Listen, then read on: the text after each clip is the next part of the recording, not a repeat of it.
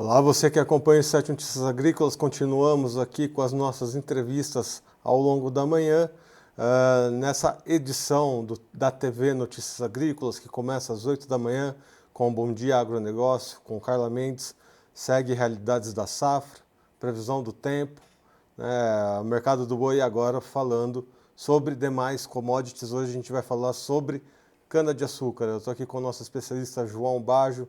João, seja bem-vindo ao Notícias Agrícolas. Opa, boa tarde a todos. Prazer estar falando com vocês aí. Bom, antes da gente entender o mercado, João, acho importante a gente trazer a situação dos canaviais atualmente, porque a gente sabe, a gente conhece você, a gente sabe que você percorre os canaviais, a gente está nesse momento de entre-safra, nesse momento de recuperação de áreas, principalmente depois de um ano que tivemos queimadas, muita seca. Como que estão os nossos canaviais atualmente? Olha, hoje a chuva, o clima, vamos dizer assim, está cooperando com o setor sucroenergético, né? Que vem vindo aí.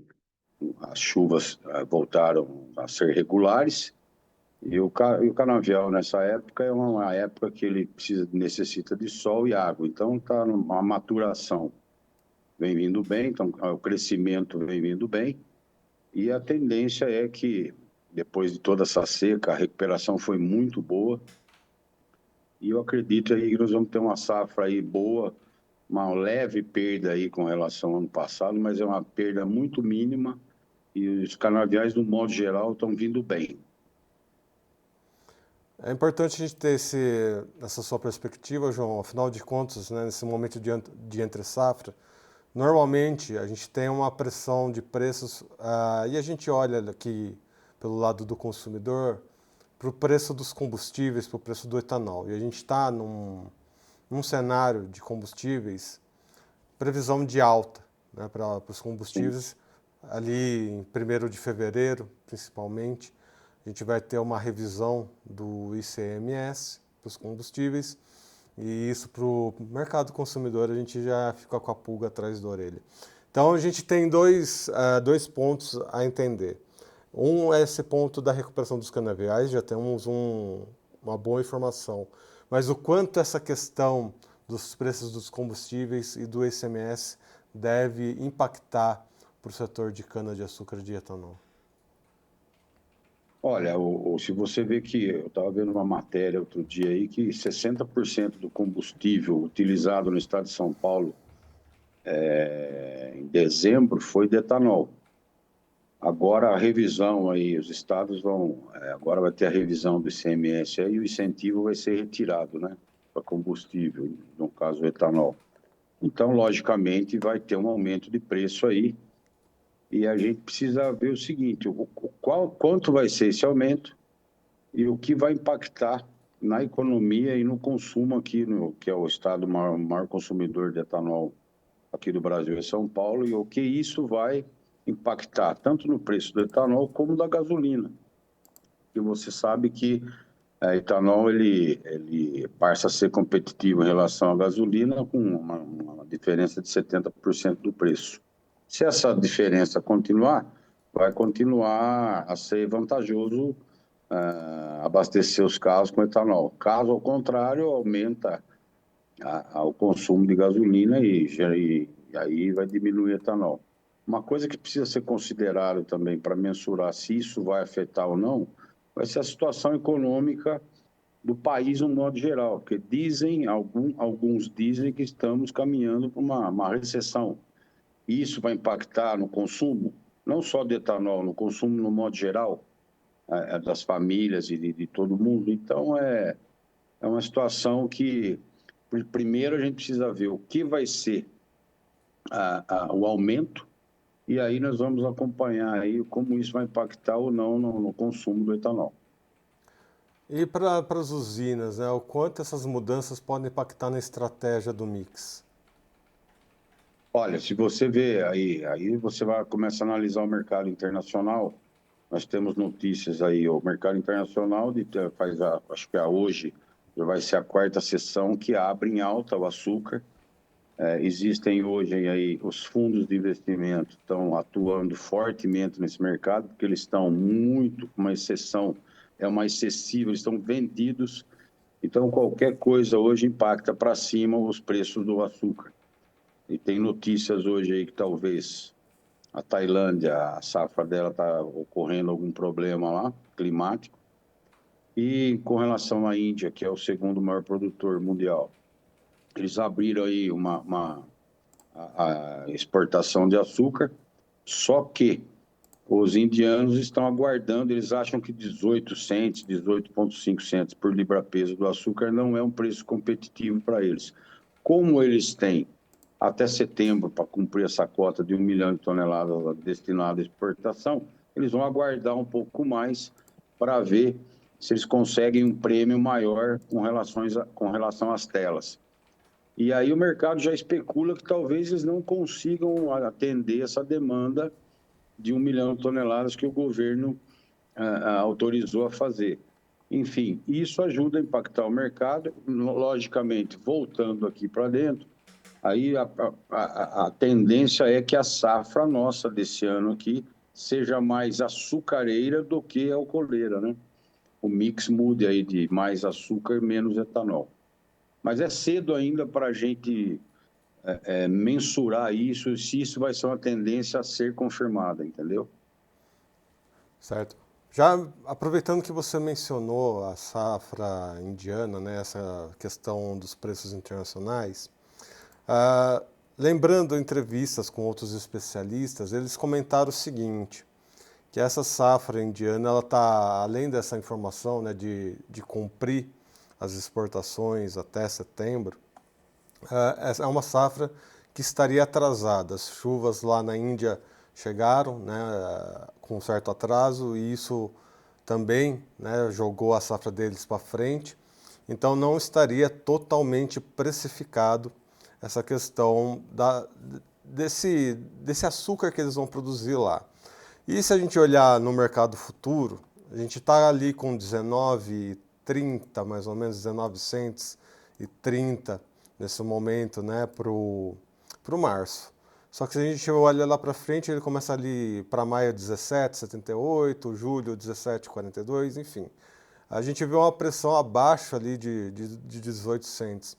Essa questão da Índia explica esse mercado mais para frente buscando patamares maiores, João? A Índia hoje, os exportadores indianos, eles estão querendo um prêmio acima das telas que os compradores não estão dispostos a pagar. Isso é um fato. Então, por isso que eles seguraram a venda desse 1 milhão. Eles estão aguardando, como até setembro eles têm esse prazo, eles estão aguardando para ver se acontece uma melhora no preço. Isso eu estou falando para você quando estava 18 cents, hoje já está 19. Então, agora, o prêmio que eles estão querendo pagar acima das telas, os compradores não estão dispostos a pagarem.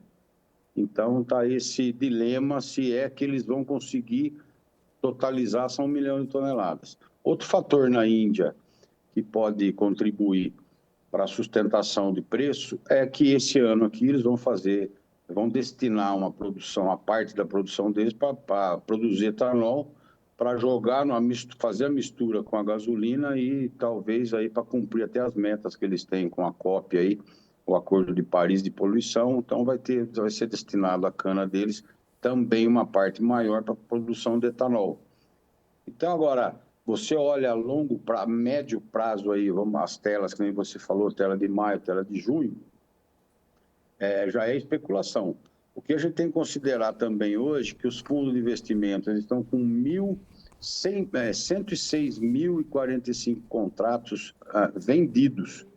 Isso aí é um recorde de 5 anos atrás, bateram o recorde de 5 anos atrás. Então, esses fundos estão muito vendidos e qualquer coisinha especula para subir. Essa queda no dólar aqui no Brasil também, esses dias aí que deu uma baixada, também contribuiu para dar uma reajustada no preço do açúcar no mercado internacional. Então, aí é aquela especulação. A Índia abastece ali Bangladesh, aqueles países da região dela ali, que ela não está abastecendo. Tem o problema da Tailândia, um problema climático também.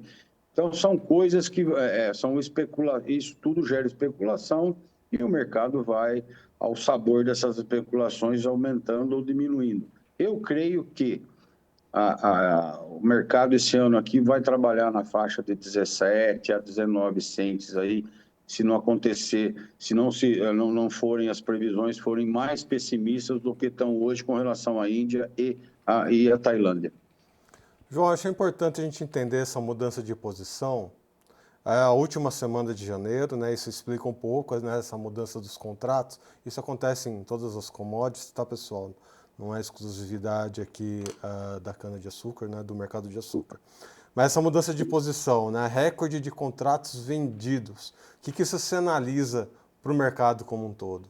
Foi só uma correria de final de mês? Não, não, isso aí é pura especulação. Os fundos viram que talvez o mercado não seja tão abundante como vai ser, como foi, ou como eles achavam, alguém achou que ia ser, eles entraram comprando, estão com essas posições aí de 106 mil posições vendidas já, e o pessoal quer lucrar. Se você aposta em bolsa, você quer lucrar. Então, qualquer noticinha que aconteça, qualquer notícia que saia, que impacte negativamente na produção, logicamente, esses fundos vão atuar aí para o preço subir, logicamente. Então, é um jogo agora de, vamos dizer, gato e rato, né? Só que esse jogo é arriscado porque a gente está falando em commodities agrícolas que muita coisa, inclusive o clima, pode afetar produção para cima ou para baixo. Então, é muito cedo ainda para você... É um risco que você corre. E é cedo ainda para você definir... Né? Por exemplo, o Brasil está na entre-safra hoje. Então, é cedo para você definir ainda o que vai ser. Existem as projeções? Existem. Mas ainda tem 2, 3 meses aí, no caso, para se confirmar as tendências. Enquanto não se confirmam as tendências, a especulação vai comer solta, né? É isso que está acontecendo hoje. Acho que você tocou num ponto que aperta alguns calos, né, de alguém, do pessoal que está nos acompanhando, que é isso. A gente está numa entre-safra aqui no Brasil, ou seja, a gente está olhando quase que exclusivamente para essas safras indianas e da Tailândia. E aqui o Brasil, até ali abril, né, o segundo trimestre, ali, a gente está meio que fora desse jogo. E por mais que seja especulativo a gente trazer perspectivas para a safra 25, a gente vê esse momento, né, de boas chuvas, do clima colaborando aí para a recuperação. A gente trouxe isso no início da entrevista.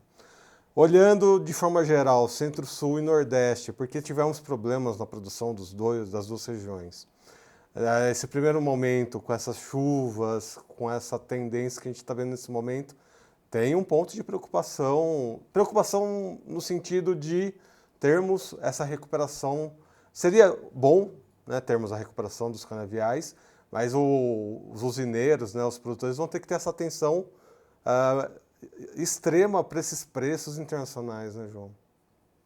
Sim, aí você tem que ter um olho no mercado internacional e um aqui dentro, no mercado interno. Por exemplo, a gente comentou da retirada aí dos incentivos do ICMS, vai voltar às taxas de ICMS que eram antigas. Isso vai impactar nos preços, tanto do etanol como da gasolina. E o que vai ocorrer nesse período aí, depois desse reajuste de preço a partir de 1º de fevereiro, como que vai ser o consumo? A gente não sabe o quanto que vai ser esse aumento. Vai variar de estado para estado. Então, isso vai impactar no consumo, logicamente. Mercado internacional. Ao mercado interno brasileiro, a produção brasileira para o ano que vem é considerada uma produção de cana-de-açúcar boa, acima de 600 milhões de toneladas em todo o Brasil. Isso é bom. A produção de açúcar é estimada em 32 milhões de sacas, que também é bom. É que o Brasil hoje, nesse momento, na entre-safra que nós estamos, o que está ocorrendo de embarque de açúcar hoje é já contrato já que está sendo cumprido, mas com açúcar já produzido. Então, o mercado hoje olha para quem? Para quem está produzindo hoje, que é a Índia, que é Bangladesh, que é a Tailândia, e esses podem ocorrer em problemas climáticos lá. O custo de produção da cana na Índia é mais caro que o Brasil, tanto é que eu menciono que 18 cents, 18,5 cents não era atrativo ainda para os exportadores indianos, estão aguardando um pouco mais, e isso deu uma retração na oferta de açúcar no mercado internacional. E isso faz com que os preços fiquem firmes aí e sujeitos aí a essas especulações de pode ocorrer alguma coisa ou não pode ocorrer alguma coisa, boa ou mal. Então, nós vamos aí, até o Brasil entrar março, aí, abril, produzindo e já vendo, já com consolidação do que vai ser a safra, nós vamos ficar aí nessa oscilação para cima e para baixo das bolsas aí internacionais. Vamos ficar nessa dependência. Bom, para a gente encerrar, João, para a gente encerrar com um assunto que não tivemos tanto tempo para discutir ainda, que é a participação dos produtores rurais no RenovaBio, né, dos produtores de cana-de-açúcar no RenovaBio. Não tivemos tanto tempo para debater essa questão, exatamente por estarmos numa entre-safra, o ano ainda está começando, o carnaval não passou ainda, enfim, tá um pouco... estamos digredindo ainda algumas coisas para 2025. Mas você que caminha, né, você que, pelos canaviais, você que tem esse contato com os mineiros, com os produtores, de que forma isso impactou, né, os produtores de cana-de-açúcar? Olha, por enquanto, fornecedores e arrendatários, enfim, o preço da cana, o que eu ouço aqui é o seguinte: há 2 anos que o preço da cana não é reajustado. E tem negociações aí para mudar a forma de fazer a elaboração do custo para ser pago aí, no caso, para os produtores de cana. No caso, tem a RenovaBio, que devia entrar no índice do Consecana. O Consecana é o índice que forma preços aqui no Brasil, onde pegam a preço do mercado interno, mercado internacional, do etanol também, enfim, são 9 itens que compõem o Consecana, e eu acho que a geração de energia elétrica devia compor esse índice.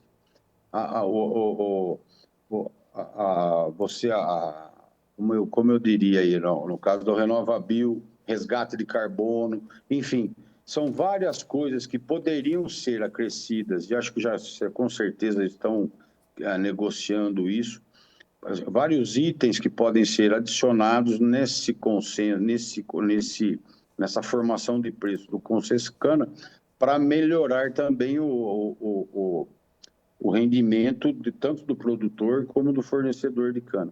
Isso é uma coisa que deve ser negociada, estão negociando, e eu espero que já esse ano aqui tenha algum reajuste no preço da cana para fornecedor, para arrendatário, para remunerar, porque há 2 anos que eu saiba não está tendo essa remuneração. Inclusive, vale ressaltar, né, para os produtores de São Paulo, está marcado para amanhã a reabertura da Câmara Setorial de Açúcar, Etanol e Bioenergia. Mais uma instituição aí para vocês, produtores, se posicionarem e posicionarem os seus interesses diante de assuntos tão importantes. João Baggio, muito obrigado. Pois não?